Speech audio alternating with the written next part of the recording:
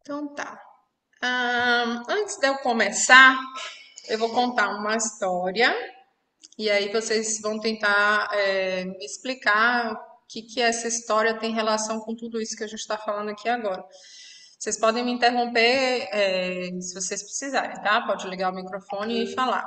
Ou quem tem vergonha, bota aí no chat, eu vou tentar acompanhar. Se eu não conseguir acompanhar, alguém me dá um toque. Bom, a história é a seguinte. Uma pessoa que faz balé desde os 9 até os 21, né? Sai da sua cidade achando que está formada, porque era o que era dito, né? Para essa pessoa, sem certificados comprovando nada, mas apenas na boca e acreditando na sua escola, né? Acreditando na sua professora. E a partir desse momento, essa pessoa, né, essa menina sai da sua cidade, vai para uma cidade maior, onde a dança é muito maior e ela é mais real, né, do que na sua própria cidade. E quando ela chega lá para continuar suas aulas de balé, mesmo sem querer ser bailarina profissional, sai da sua cidade e vai para essa outra capital, chega lá e isso porque era uma outra escola que não era uma escola grande, nem uma escola com tanta metodologia assim concreta, tá? Sai da sua escola quando chega lá, com seus 21 anos de idade, pede para poder fazer uma aula experimental para ver em qual turma que vai ficar. E depois de todos esses anos achando que é formada, chega lá e percebe que ela não vai dar conta nem de ficar na turma do intermediário, onde ela vai ter que se esforçar muito. E para ela se ajustar à turma do intermediário, ela teria que ficar 6 meses fazendo aula particular, junto com a aula do intermediário, para dar conta de fazer o que o intermediário faz. Isso a gente está falando de uma pessoa que não quer ser bailarina profissional, tá? E aí, o que vocês pensam disso? Fala pra mim, o que vocês pensam a respeito disso? Essa não é uma história inventada, não. Essa sou eu mesma. Que a pessoa dá um nó na cabeça e repensa a vida. Que eu conheço várias histórias de pessoas que fizeram LBO e falaram, putz, não sei nada. Uhum. E o LBO nem é Não, eu tô metodologia dando comum, exemplo né? da LBO porque foram pessoas que eu Sim, conheço, sim, sim, sim, que deu sim, um bug entendo. na cabeça. Uhum. Então, a ideia de trazer essa história para vocês e a gente poder falar sobre isso é uma coisa muito, muito importante porque é o que acontece, tá? E a gente está falando de uma larga escala, né? De uma pessoa que já é adulta, que já tem uma noção maior, né? Que está indo lá, vai estudar e chega à conclusão de que fala assim: o que foi que eu fiz durante todo esse tempo, né? Quanto tempo eu gastei da minha vida e que credibilidade agora eu tenho naquela que foi minha professora, né? Então isso é pesado. Diga, Ana. Eu passei por algo parecido, né? A senhora sabe da minha Uhum. história. Quando eu conheci o LBO foi um baque. Primeiro eu conheci como professora e Ju chegou já mudando tudo quando eu montei o estúdio, porque foi algo tipo, o que é que eu vou fazer aqui? Eu tava numa cidade pequena e eu precisava montar algo para mim, para poder, questão de sobrevivência mesmo. E aí todo mundo montou um estúdio de balé do nada, assim, tipo, eu não é bem assim, mas bora, né? E peguei minha experiência como bailarina, um pouco que eu tinha, que eu achava que eu tinha, até conhecer o método, e a experiência da minha mãe como pedagoga. E Foi um susto, porque depois eu entrei e fiz o teste de nivelamento. Eu senti muita falta, por sinal, de vocês, de Becker principalmente. O susto foi muito grande, porque eu levei um baque, um tapa na cara, literalmente, nos dois lados, assim, pá, pá. E tô sentindo muita falta. Eu sabe que eu saí por questão financeira e por questões pessoais, ela sabe, ela e Beca sabem, não precisa entrar.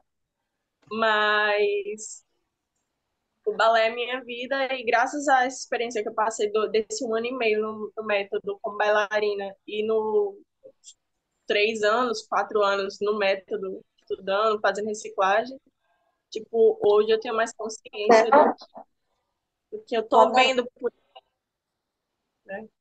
Uhum. Joia. E o que é que vocês acham que essa história, para que eu contei essa história numa palestra sobre ludicidade e memória muscular?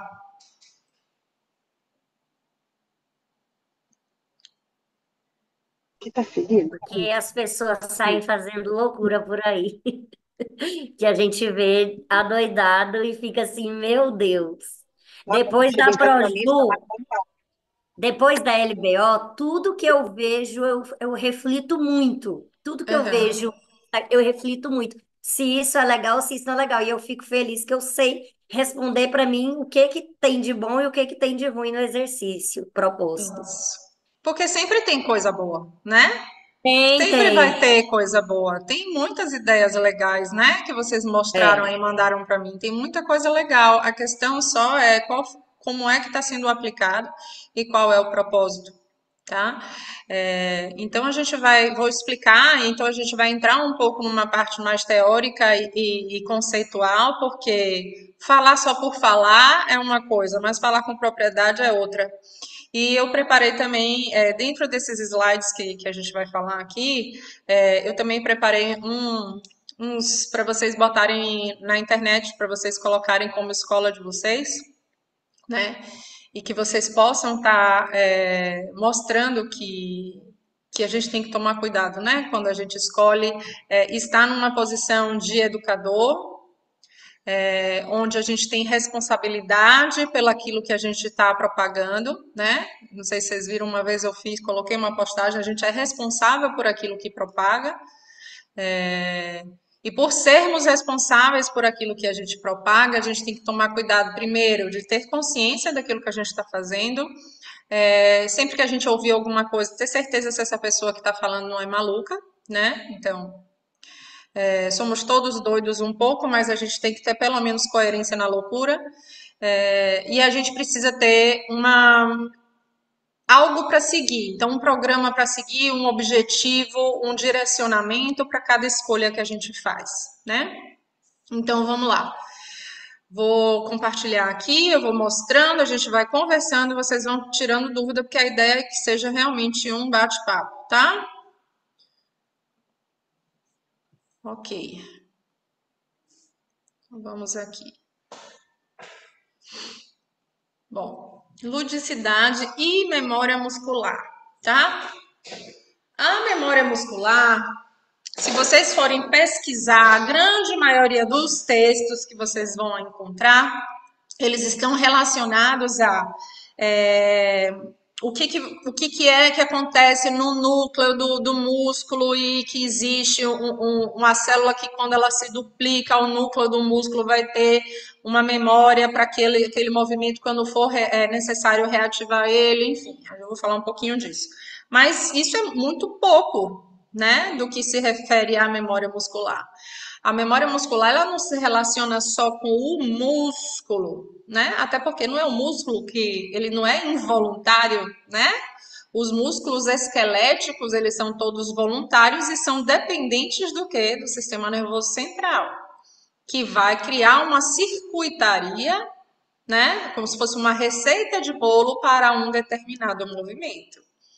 Então, não sei se vocês já experimentaram, né? Hoje a gente tem muito acesso à informação, a gente nunca sabe se as informações são coerentes ou não, né? Então é complicado um pouco na realidade de hoje, mas, por exemplo, não sei se vocês já viram a receita do bolo, de um pão que tem na internet falando de arroz cru, que faz com arroz cru. Não sei se vocês já viram. Se vocês pegam aquela receita, e, por exemplo, você tem várias pessoas na internet fazendo aquela receita. Quem já tentou fazer esse pão sabe. Se você fizer uma coisinha errada ou deixar um pouco menos de molho aquele arroz cru, o pão não vai ficar bom. Certo? É basicamente isso que a gente está falando. Se a gente vai ensinar qualquer coisa e a nossa receita tá uma receita um pouco errada, não vai dar bom, tá? Porque o cérebro ele vai sempre requisitar aquela receita. Porque o cérebro, ele, a partir do momento que ele vai gastar a primeira energia dele para aprender algo novo, ele gasta muita energia para aprender algo novo e ele desenvolve um circuito para aquilo. Depois que eu desenvolvo um circuito para aquilo, só que aí eu já gastei uma energia, e isso vício, eu gastei uma energia para aprender algo que já está com vício, que já está em posição articular equivocada. Aquilo ali virou a receita, virou o circuito, acabou. Posso passar anos da minha vida e tentando fazer aquele movimento depois, aprender ele diferente, o cérebro vai evitar gastar energia para criar uma nova circuitaria. O cérebro, nesse sentido, ele não quer sair da sua zona de conforto. Porque a partir do momento que eu tenho um movimento automático, eu preservo energia. E é isso que o cérebro quer fazer, porque ele é muito inteligente para isso. Só que ele não sabe distinguir o que está certo e o que está errado. Isso também funciona com nossas emoções, né? Não funciona só com exercício e com movimento. É muito importante a gente entender isso, porque até na hora que a gente vai poder, a gente quer mudar uma crença limitante. Ah, eu tenho que mudar uma crença porque eu aprendi na minha vida que para eu ganhar dinheiro eu tenho que trabalhar muito, eu tenho que sofrer, eu tenho que trabalhar não sei quantas horas por dia, porque senão o dinheiro não. Quem já ouviu isso? Não sei se vocês já ouviram essas crenças, né?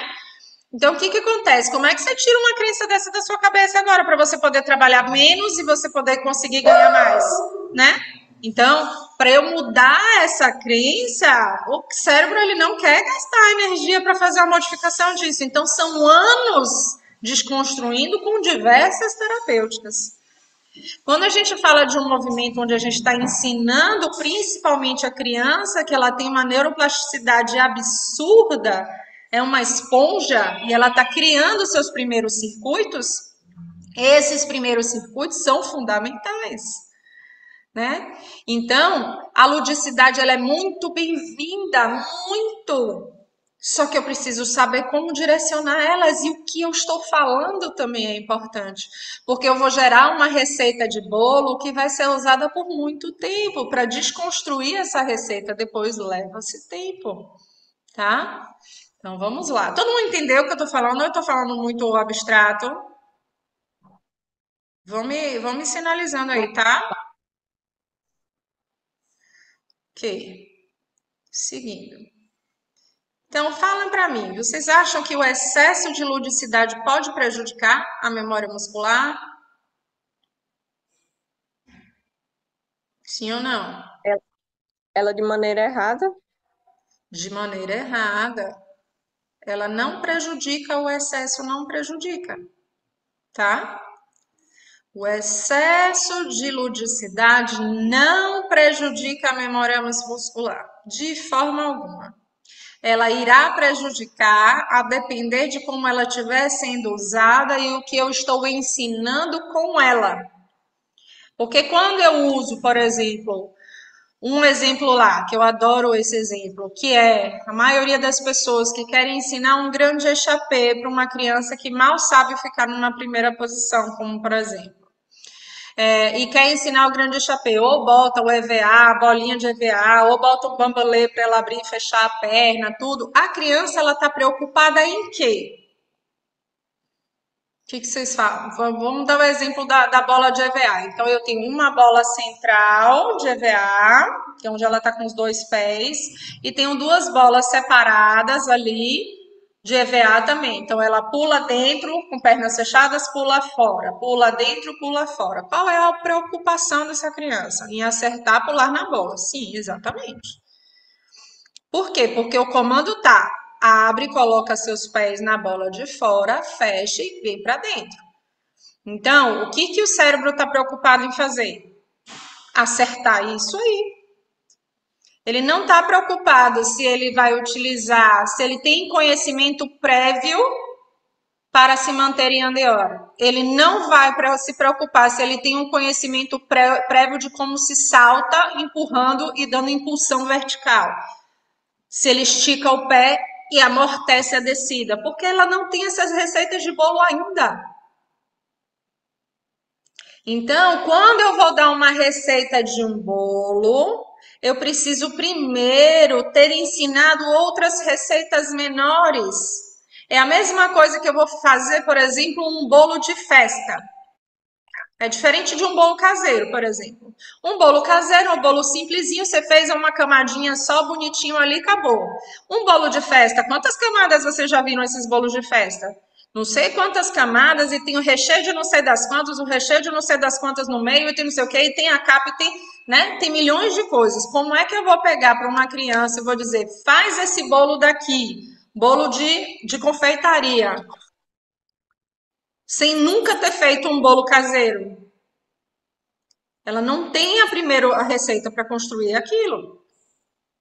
É mais ou menos isso. É como se eu estivesse construindo uma parede de tijolos, só que os tijolos embaixo não estão alinhados e não estão firmes o suficiente. Uma hora a parede cai.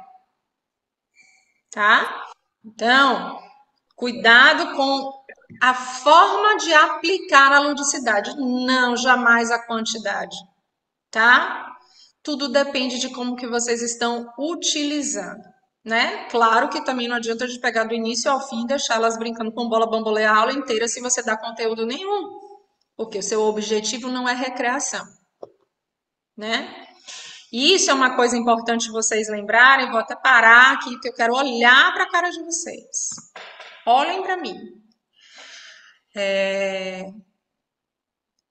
Quem aí sente que os pais não valorizam o trabalho do professor de dança? Quem sente isso?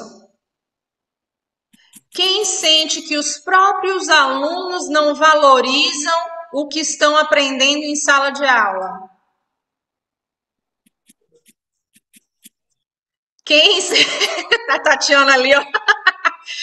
Quem sente que quando vocês querem cobrar alguma coisa, como um exame ou aumentar o valor do espetáculo, porque tem quem sente que não é valorizado e que não aceitam isso daí? Por quê? Porque vocês mesmas fazem besteira. Porque colegas nossos botam essas coisas na internet, fazendo um monte de bobagem. Porque as pessoas que estão ensinando não fazem ideia do que estão fazendo. E aí a gente cria uma imagem de que é um balezinho infantil. Nós mesmos estamos fazendo isso. Então não tem como a gente ter qualidade, né? E ter qualidade de cliente, tá? A gente buscar clientes onde entendam o que a gente está fazendo, porque a nossa própria classe está desestruturando tudo isso. Então fica puxado mesmo, né? Então é importante que a gente que tenha a oportunidade de ter o conhecimento, que a gente possa dizer isso aos outros e que a gente possa mostrar que tem um porquê por detrás, porque hoje o que mais tem é curso por aí. E cursos que me dão até taquicardia. Eu passo mal, quem trabalha comigo sabe. Eu passo mal, eu tenho que ficar semanas sem internet porque eu fico mal. A gente tem que tomar cuidado com isso. Então, não é só aprender a como dar aula, é aprender a defender o que a gente faz. Porque senão vocês não vão ter como depois dizer que por que o preço de vocês é diferente. Por que que eu estou cobrando tal coisa? E por que que tem um exame? Por que que esse aluno tem um exame? Por que que o espetáculo tem esse preço? Mas vocês são só um balezinho. Pega os vídeos que vocês me mostraram. Mostra para os pais. O que que os pais entendem daquilo ali? É um balezinho. É uma recreação. Não é isso? É mentira o que eu tô falando? Quem acha que é mentira, fala aí. Às vezes é tão mal utilizado os acessórios que os pais acham que balé é tipo de creche. Exatamente. Exatamente. E aí a gente ainda tem um problema também, né? Que ainda tem os balés dentro da escola que dificultam a nossa vida, que botam a gente para trabalhar, sei lá, meia hora, uma vez na semana, quando consegue 2 vezes na semana de meia hora, onde as meninas já chegam que você tem que arrumar o coque, arrumar não sei o quê, quando você vai ver, não tem sapatilha, não tem nada, você não tem como fazer. Resumindo, quando você não dá nada. E aí a gente ainda tem esse problema, né? Que a gente ainda tem essa questão. Então, como que a gente pode mudar isso? Porque é muito lindo dizer que sabe usar ludicidade. É muito lindo. Muito lindo. São maravilhosos os professores que realmente usam a ludicidade. Agora, pergunta o que estão fazendo. Tá? Então, a gente tem que tentar colocar a gente numa classe. Qual é a classe que vocês querem estar? Professores capacitados para dar aula de balé. Ou vocês são educadores físicos que estão fazendo só atividade de motricidade. Pronto. Um ou outro tá maravilhoso. O problema é quando mistura os dois e não sabe o que tá fazendo. Tá? Porque aí o que acontece? Tá muito legal pular e abrir e fechar o pé? Como se fosse um grande chapé? É um exercício de motricidade ótimo. Eu posso botar a bolinha para ela abrir e fechar a perna? Posso. Agora não diga que é grande chapé. Não peça para ela fazer a postura de bailarina. Não peça para fazer um braço de balé fazendo aquele movimento, porque não tem nada a ver uma coisa com a outra. Aí você está criando uma receita de bolo de um grande chapé completamente desorganizado. Aquilo não é grande chapé. Aquilo é um treino de motricidade. Eu posso ter motricidade na minha aula? Sim, e deve. Para isso eu preciso saber qual é o meu conteúdo, o quanto desse tempo que eu tenho de aula é colocado motricidade, tá? Então a gente precisa saber o que está fazendo. Então vamos voltar lá. Senão eu me empolgo, não saio daqui. Vamos lá. Então já respondemos esse aqui. Então, existe o equilíbrio entre diversão. Peraí, que saiu uma coisa aqui na minha tela. Existe equilíbrio, então, entre diversão e rigor técnico? Sim, a gente consegue dar um equilíbrio nisso, sim. Até porque cada idade vai ter o seu pré-requisito e a quantidade de exercícios que a gente tem que fazer e a quantidade de conteúdo que tem para cada nível, né? Então, vamos lá. A ludicidade, ela se refere ao quê? Então, vamos entender o que é ludicidade, tá? Porque só colocar uma coisa engraçadinha não é ser lúdico, tá bom? Colocar só um acessório no meio do nada não é ser lúdico. A ludicidade, ela vai se referir ao uso de atividade lúdica, ou seja, jogos, brincadeiras e diversão no processo de aprendizado ou desenvolvimento das habilidades motoras. É um conceito que é amplamente usado na educação como um todo, na terapia e em treinamento físico. Para que serve? Para tornar o processo de ensino e aprendizagem mais agradável e motivador, tá? Então, em momento nenhum da definição de ludicidade está escrito que eu pego um movimento que existe, que foi classificado como um grande échappé de primeira posição, de primeira para a segunda, e eu desconstruo ele na sua integridade para transformar ele em outra coisa. Não, em momento nenhum tem nada disso aqui, tá? Então, eu vou utilizar dicas, jogos, cantarolar, para mostrar formas de se chegar a isso daí de forma mais lúdica. E para isso tem um passo a passo, certo?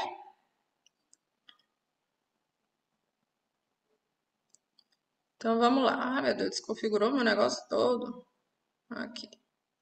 Pronto. Características da ludicidade. Então, primeiro a diversão, né? Que é a atividade lúdica, que é projetada para ser agradável e divertida. Ótimo. Por que que precisa ser agradável e divertida? Porque o cérebro tem uma facilidade de memorizar aquilo que é divertido. Agora imagine, se é fácil memorizar, é mais fácil memorizar algo que é divertido. E o cérebro, depois que ele aprende algo, ele não quer gastar mais energia para aprender algo novo. E aí, minha gente, quanto mais divertido e mais destronchado, aquilo ficou lá guardado. Quero ver vocês tirarem depois. Aí chegam alunas às vezes para vocês e aí você pede para fazer um tanto de derrière, ela não consegue fazer tanto de derrière, o joelho está todo para baixo, está todo andedã. Aí você pede para ela arrumar uma postura, ela não vai conseguir, porque ela passou a vida inteira parecendo um pombo. Como é que você vai desconstruir essa postura toda de novo? Vai levar anos, tá? Então isso a gente precisa entender. Engajamento. Então a ludicidade ajuda nesse engajamento. Essas atividades vão envolver os participantes de forma ativa, fazendo com que a participação e o envolvimento deles seja maior. Por isso existe a ludicidade. A ludicidade faz com que a gente melhore o vínculo e o engajamento do aluno. Então, é mais difícil do que parece, gente. Não é só fazer uma brincadeira, é fazer uma brincadeira pensada e assertiva, precisa. Eu preciso ser precisa. É como se eu fosse tirar o arco e uma flecha. É como se eu tivesse que mirar a flecha exatamente no meio. Não dá para mirar em outro lugar que não seja no meio. Criatividade. A ludicidade ela vai incentivar a criatividade e a expressão pessoal através de jogos e brincadeiras. E interatividade vai promover a interação social e cooperação entre os participantes. Agora vamos lá. Agora, nessa última frase aqui, interatividade promove a interação social e cooperação entre os participantes. Fala para mim, qual é a necessidade de interação social e cooperação entre os participantes para realizar um grande chapéu?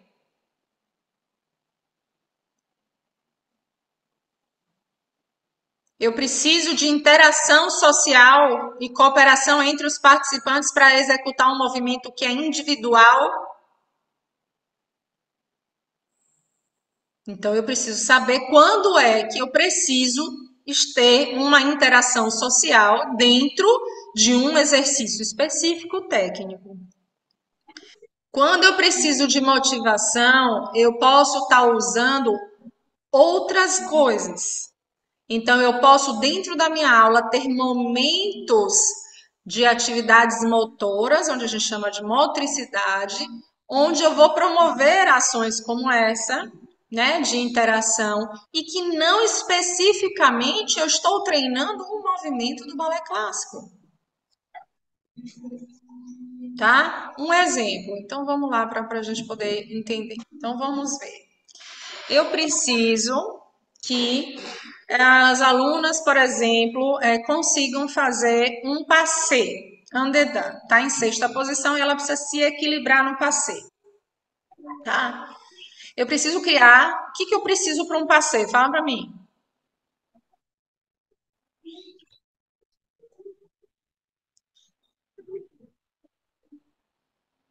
Ai, Jesus, Andedã, estou preocupada. Um passê en dedans, o que que eu preciso para o passê sair bem feito? equilíbrio, esticar a ponta, sustentar a Então, vamos, perna. vamos dividir perna base e perna de trabalho. Então, na perna de base, eu preciso do quê? De uma perna forte, né?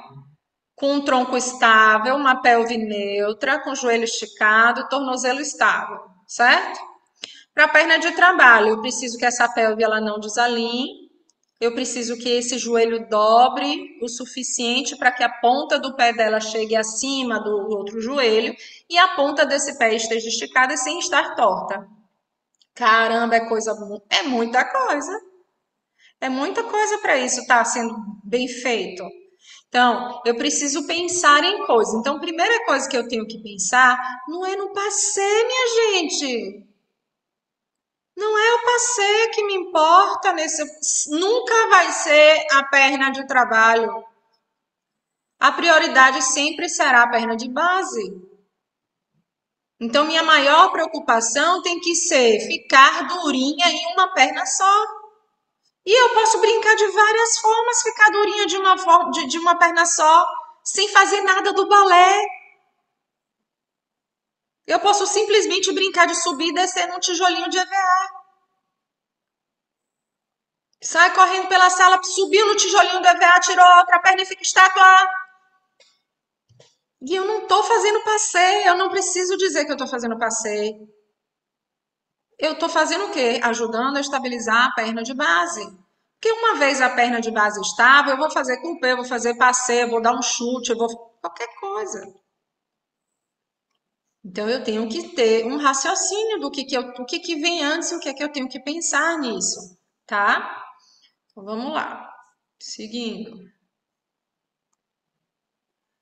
E a memória muscular? O que é? Esse é um fenômeno que realmente é intrigante, tem muita pesquisa ainda sendo feita, muita coisa, muito artigo ainda sendo publicado e muita coisa ainda para se descobrir. Mas o que já se sabe, né, é que é algo bem complexo e que age no campo da fisiologia e do exercício físico, tá?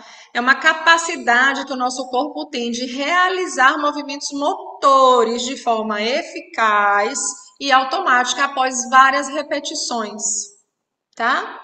Então, por exemplo, se eu tô dando na minha aula, eu tô, por exemplo, de vez em quando, né? Raramente eu coloco uma atividade que para como se fosse esse grande chapéu. Vou ficar nesse exemplo só para ficar mais fácil.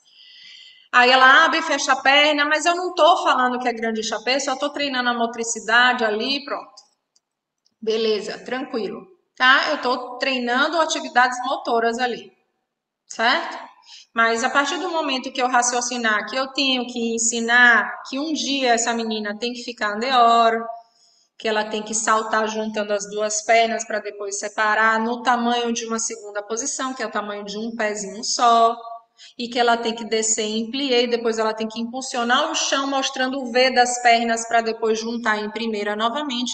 Então, a partir do momento que eu vou construir o grande chapéu, eu preciso construir o passo a passo disso. E aí não dá para ser na brincadeira como está sendo feito, como a gente vê em alguns lugares. Tá? Por quê? Porque para que o meu corpo interiorize essa receita e essa receita ela fique automática para poder depois, quando ela tiver que ser repetida, eu não tenha tanto gasto energético, eu preciso que essa receita seja certinha, tá? E passo a passo de acordo com o nível técnico desse aluno. Então, com uma menina de 2 anos, de 3 anos, de 4 anos, ela não faz grande chapéu. Ela não tem base para fazer um grande chapéu de segunda posição, tá certo? Muito menos para fazer um changeman, muito menos para fazer um arabesque, tá? Ocorre devido à formação e fortalecimento de conexões neurais entre os cérebros e o músculo. Então, o que vai acontecer? Aquilo que eu estava explicando para vocês. Como o músculo esquelético, ele é voluntário, ele precisa do comando do cérebro. Então, existe uma circuitaria neuronal entre o cérebro e os músculos para que aquela receita aconteça. Então, vai acontecer lá. No cérebro aparece assim, para fazer um passeio. Aí o cérebro vai criar a receita toda do que a cabeça está fazendo, do que o tronco está fazendo, de qual é a posição dos braços, de que a perna de base está fazendo, quais são os músculos que estão relaxando, quais são os músculos que estão contraindo, quais são os músculos que estão estabilizando. A perna de passeio, ele está pensando tudo isso, quais são os músculos que estão contraindo, qual é a altura desse passeio, como é que está o alinhamento dessa pelve.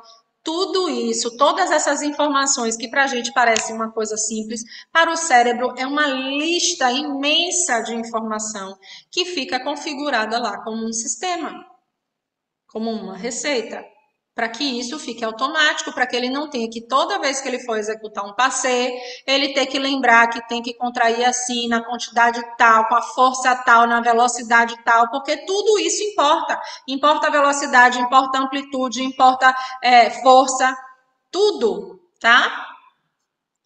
Pesquisas recentes sugerem que o tecido muscular pode ser preparado por experiências anteriores positivas com treinamento de força. Então, explicando que tem como a gente preparar os músculos para que eles memorizem movimentos, tá? Essa preparação, ela ocorre em nível celular e molecular, aumentando cada vez mais a capacidade adaptativa do corpo a estímulos posteriores. Isso mostra mais ainda que o corpo ele é gradual, que eu primeiro ensino, dou um estímulo desse jeito, quando ele tiver memorizado e automático, eu vou e entro com mais um estímulo para agregar aquilo que já estava memorizado e assim sucessivamente. A preparação está mais relacionada ao aspecto coordenativo e neuromuscular do que do músculo em si.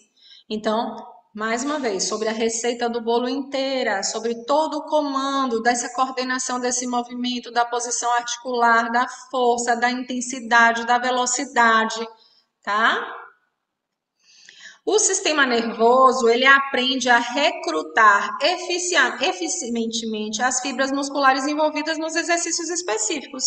Para quê? Para facilitar futuras execuções daquele mesmo movimento.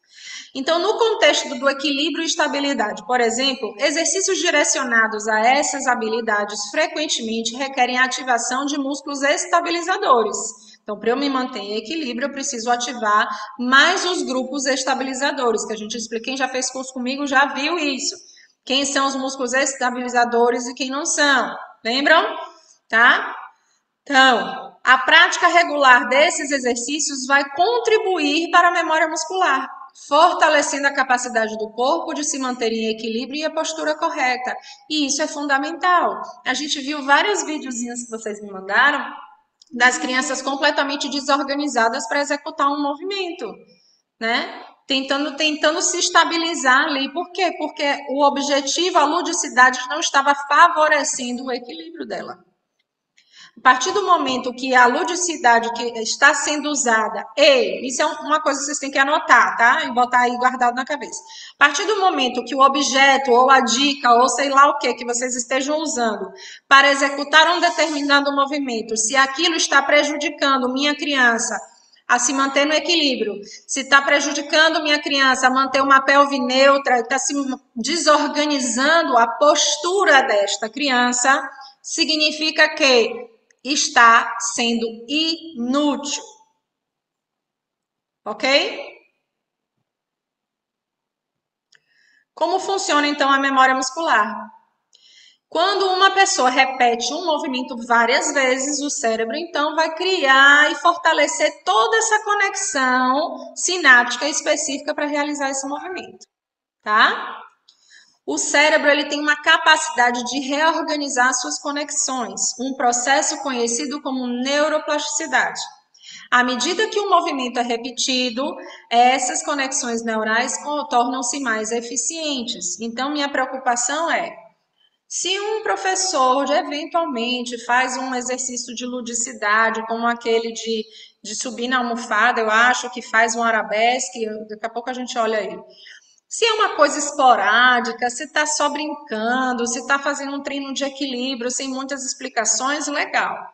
Porque não está dando tempo suficiente para fazer uma conexão neural sobre aquilo ali. Mas se eu fico aplicando aquilo numa rotina para uma criança, 3 semanas é o suficiente para aquilo ficar armazenado. Tá? Os músculos envolvidos no movimento se tornam mais sincronizados, permitindo uma execução mais suave e eficiente. Então, o objetivo do cérebro é esse: fazer com que aquele movimento que está sendo treinado cada vez mais seja mais eficaz, tá? Então, essa criança que está desequilibrando fazendo arabesque, em algum momento, ela vai parar de desequilibrar. mas ela vai parar de desequilibrar com a perna torta, com a postura torta, toda desorganizada. E aí, quanto mais ela ficar equilibrada na postura errada, mais difícil vai ser vocês tirarem isso depois. Consegue entender o que eu tô falando? Então, se eu tenho uma menina que quando fica toda hora treinando lá no equilíbrio, lá o arabesquezinho dela, ou que ela aprendeu a fazer um developer chutado. Ah, esse é lindo. Um developer chutado, que aí você puxa o passezinho, né, e tem que chutar alguma coisa. Não tinha um negócio desse, um videozinho desse? Eu acho que tinha. Aí o que acontece? O developer, em lugar nenhum no mundo do balé clássico, ele é chutado, tá? Em lugar nenhum no mundo, não existe, tá? Então, em nenhum lugar do mundo essa criança tem que dar um pulinho para conseguir acertar o tijolo que está longe dela, porque às vezes ela tem a perna mais curta do que a outra que é grandona, né? Ainda tem isso. Que às vezes o tamanho da perna dela não é o tamanho que foi calculado para colocar o tijolo. E aí, aquela menina repete, repete, primeira vez ela desequilibrou, segunda vez desequilibrou, terceira, quarta, lá na 10ª vez ela já não tá desequilibrando, tá chutando. O povo ficou feliz. Pronto, ela ficou feliz, acertou, aí o cérebro armazenou. Acabou. E aí armazenou como? A perna de base torta, toda torta com a pelve não está neutra, está desequilibrada, chutando. Pronto, ela armazenou aquilo ali, parabéns. E a gente ainda dá parabéns. Você conseguiu! Toda torta. Pronto. Ficou aquilo ali guardado para ela. E aí eu quero ver o próximo professor que pegar ela e disser para ela: você tá com a perna de base andedã? Ela vai ficar frustrada e vai dizer que o balé é chato. Nós mesmos estragamos a nossa profissão. Vocês estão entendendo o que eu tô falando? Que isso é muito sério. Porque o balé vai ficar insuportável quando ele ficar de verdade.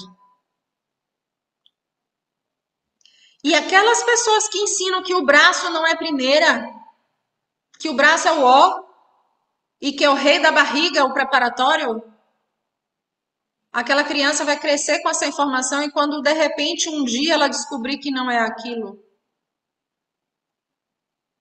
aí ela vai dizer: nossa, o balé é muito chato, essa professora é insuportável, eu não quero ficar com ela porque o balé é muito chato.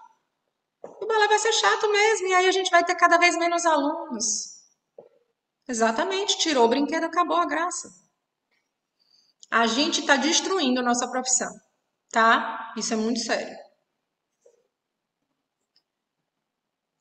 Vamos lá. Os músculos, então, aqui com a prática, então, o movimento pode ser realizado com menos esforço consciente.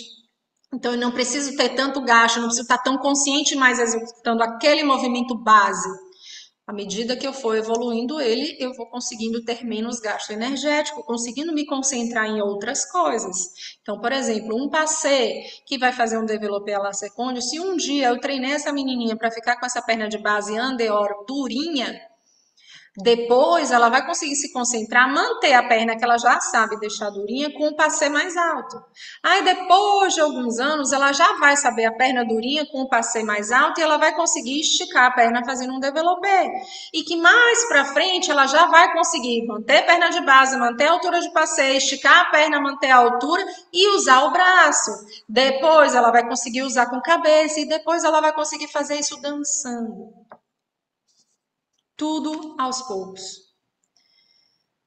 Vamos lá. Benefícios, então. Para que serve a memória muscular? Ela vai me dar eficiência, tá? Então, vai fazer com que os movimentos se tornem cada vez mais eficientes. Se não, já pensou, gente? Todo dia a gente tem que aprender a fazer um développé de novo? Misericórdia, né? Precisão. Ajuda na precisão dos movimentos. Então, vai aumentar a precisão daquilo ali, tá? Melhora o resultado da performance.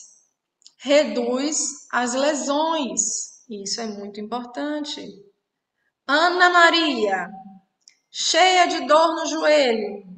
Por que você acha que sua dor no joelho está piorando, estava piorando em aula?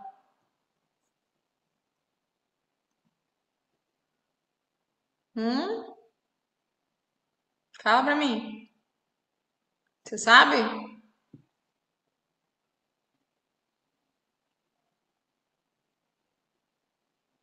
Então, se eu pego uma aluna e tô sempre dando aula para ela e ela não tá andeora, certo? E eu deixo ela fazer a aula de qualquer jeito, sem estar andeora, sem rodar pela coxa. Então, ela está sempre compensando com o pezinho, e aí eu deixo a professora deixa ela mais à vontade, numa terceira mais fechada, né? Sem cobrar tanto essa ativação de glúteo.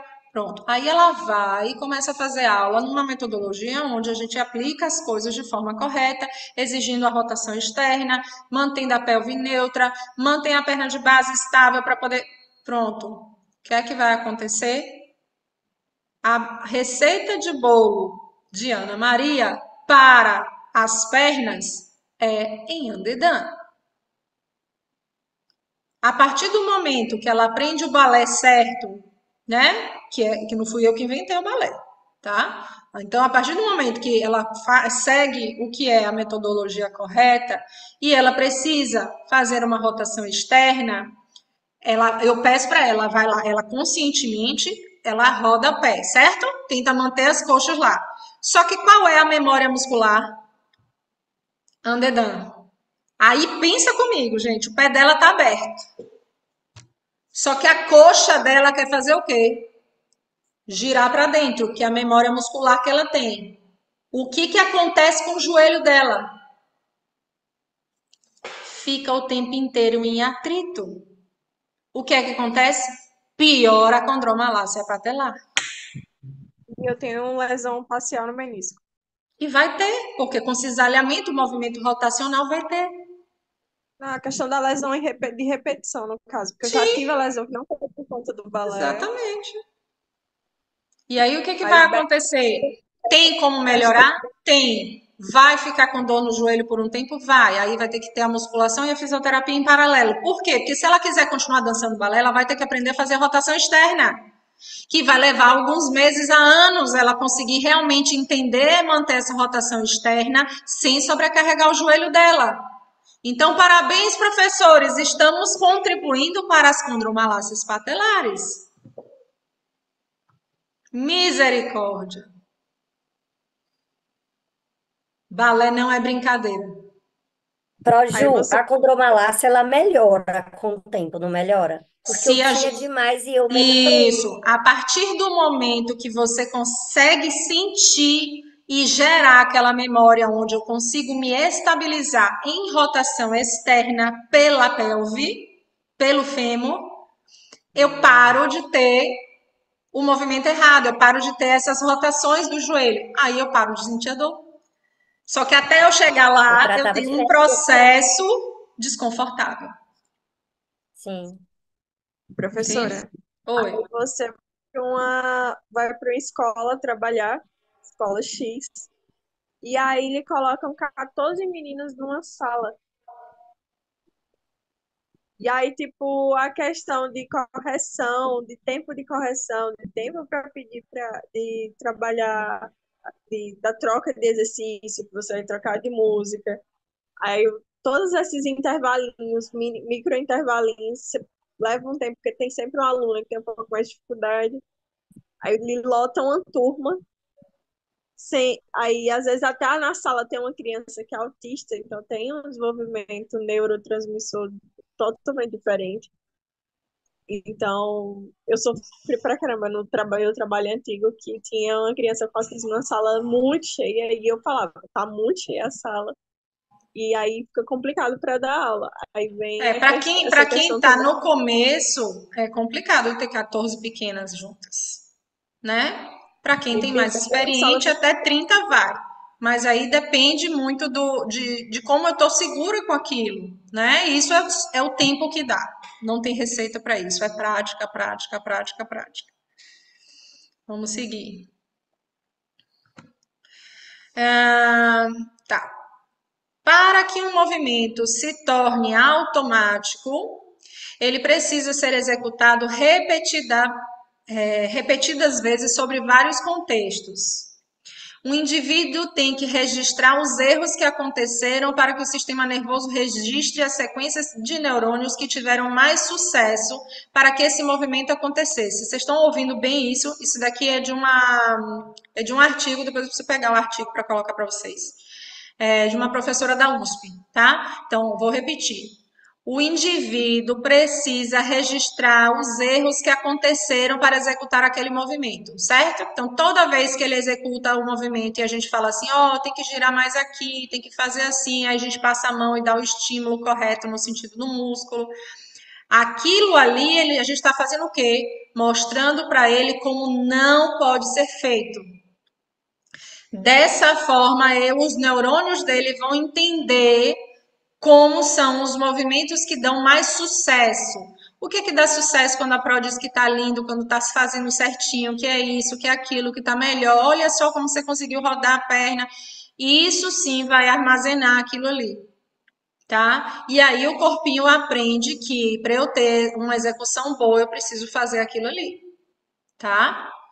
Então, quando eu realizo um movimento pela primeira vez ou nas primeiras vezes, eu tenho uma exigência bastante grande de várias áreas do meu sistema nervoso. É como se o cérebro tivesse assim doidinho.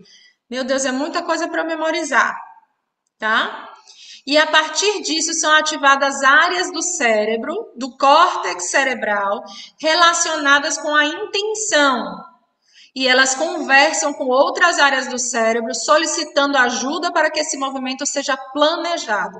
E aí sim começa a ser feita a receita do bolo, receita para executar um passeio. Certo? É muito mais complexo. Desenvolvimento da memória muscular. Então, como é que eu faço para desenvolver a memória muscular? Eu tenho que ter uma consistência, uma prática regular e consistente é essencial. E isso é importante principalmente quando a gente fala de criança. Quem tem filho sabe da importância que é uma rotina na vida da criança, né? E os professores mais experientes também sabem disso. A criança, ela funciona melhor quando ela já sabe o que vai acontecer. Quando ela já tem uma prévia daquilo ali, da rotina. Mais ainda da rotina dos movimentos ensinados. Isso deixa ela menos ansiosa. Menos ansiosa, armazeno mais informação no meu cérebro. Quanto mais ansiosa, mais eufórica, menos eu tenho um aprendizado. Porque eu substituo o lugar, a informação, ao invés de vir, os impulsos neurais, ao invés de virem para o córtex frontal, para armazenar aquela informação, se deslocam para o medo e antecipação na amígdala cerebral, o que não vai dar um bom aprendizado, vai gerar uma associação com medo, ansiedade e frustração. Qualidade da prática. Olha que isso que é mais importante aqui. A qualidade da prática. Focar na execução correta dos movimentos durante a prática. Isso ajuda a desenvolver a memória muscular. Na rodinha da conversa, ela já pergunta quantos passos na aula e quantos. Elas querem saber tudo, porque isso já deixa elas tranquilas. Variedade. Embora a repetição seja importante, variar os treinos pode ajudar a evitar o tédio e manter o engajamento. Aí entra a ludicidade. Da forma correta. Ensinando a mesma coisa, só que com uma outra linguagem. Só que tem que ser esse último aí que pega, é verdade. E aí a gente tem que ter as sacadas de como que a gente vai fazer isso sem fazer bobagem, né? Então, para a memória muscular acontecer, a memória vai fazer o quê? Automatizar o movimento, deixar aquilo automático. Essa automatização fica guardada dentro do sistema nervoso central. Que vai fazer o quê? O cérebro da gente vai fazer o quê? Gerenciar a ativação do músculo numa determinada ordem. Então, vai dizer, primeiro contrai os isquiotibiais, agora contrai não sei quem, agora contrai não sei o que lá. Relaxa um pouquinho, o isquiotibial tá muito.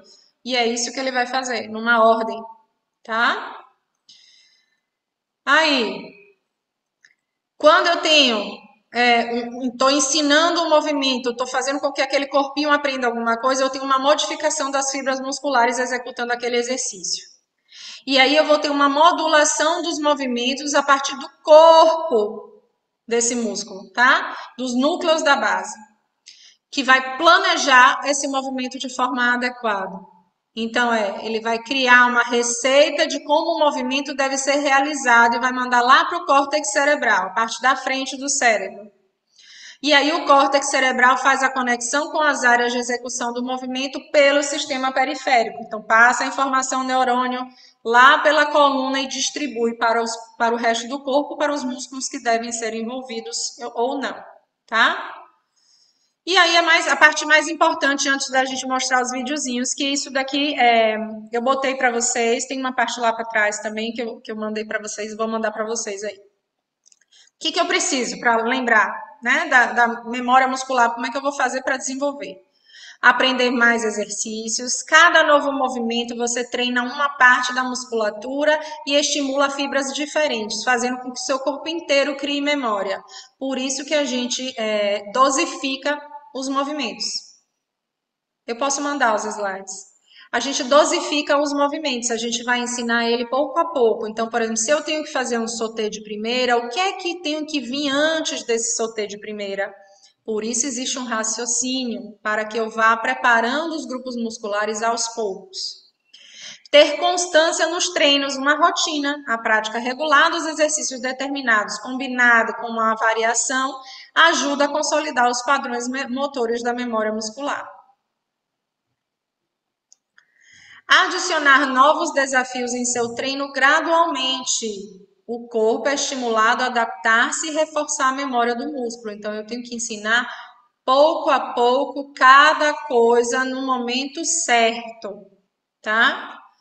Garantir a qualidade dos exercícios. Um fator crucial para construir a memória muscular da maneira correta é prestar atenção na qualidade da execução dos exercícios. Peraí. Meu Deus. Bora aqui. Então, para que serve a automatização desses movimentos no balé? Os meus níveis superiores de consciência precisam estar preocupados com outras ações. O balé clássico é algo simples como chutar. Ela tá parada e vai chutar. O balé é isso? O balé tem o quê? É dançado, tem expressão, tem respiração, tem translado, vai para um lado, vai para o outro, para cima, para baixo, tem um monte de complexidade. Então, é importante que a gente tenha movimentos automáticos para que a gente possa fazer com que o nosso cérebro consiga se preocupar com as outras ações que estão associadas à dança, tá? E não só em contrair um isquiotibial, tá? A falta de foco no treinamento técnico. O que acontece? Aí a gente vai pegar aqui um pouquinho para a gente entrar depois lá nos videozinhos que vocês mandaram. Desvio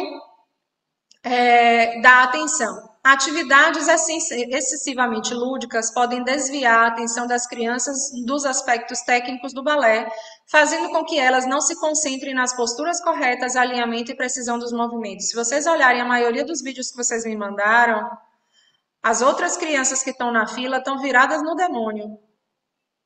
Vocês já viram? Uma tá dando risada, a outra tá olhando para não sei aonde, porque é folia demais. Folia demais dá para ser só num circuito motor.